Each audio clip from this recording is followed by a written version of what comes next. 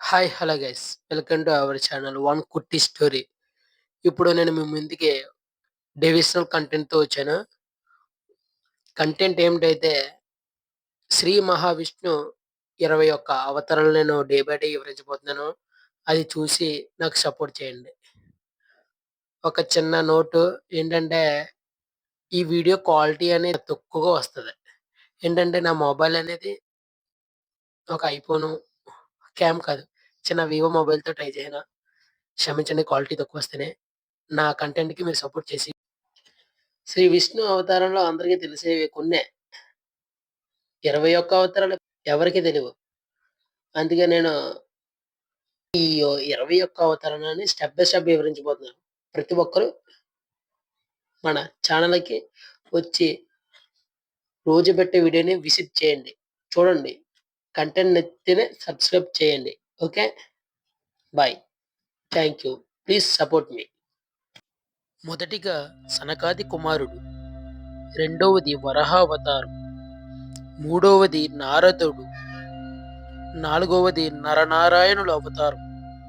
ఐదవది కపిలుడు అవతారం. ఆరవది దత్తాత్రేయుడు అవతారం.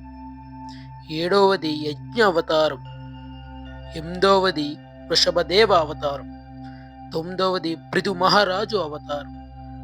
పదవది మత్స్య అవతారం. 11వది కూర్మ అవతారం. 12వది ధన్వంతరి అవతారం. 13వది మోహినీదేవి అవతారం. 14వది నరసింహస్వామి అవతారం. 15వది వామన అవతారం. 16వది పరశురాముడు అవతారం. 17వది వేదవ్యాసుడు అవతారం. 18వది శ్రీరాముడు అవతారం. 19వది బలరాముడు అవతారం. 20వది బుద్ధుడు అవతారం. 21వది శ్రీ కల్కి అవతారం భవిష్యత్తులో. మన వీడియోలోనే మీకు 21 పేర్లు చెప్పాను కదా, అంటే అవతారాలు చెప్పాను కదా. ఆ అవతారాలు నేను ప్రతి 2 రోజులకి మన యూట్యూబ్ ఛానల్లో అవతారం శ్రీ విష్ణుమూర్తి స్వామి వారు ఎలా ధరించారు, తన విధి ఏమిటి, తన నీతి ఏమిటి అని ప్రతి 2 రోజులకి మన ఛానల్లో వీడియో అప్లోడ్ చేయబోతున్నాను. ప్రతి ఒక్కరూ మన ఛానల్కి ఒకసారి విజిట్ చేసి వీడియోని చూడండి.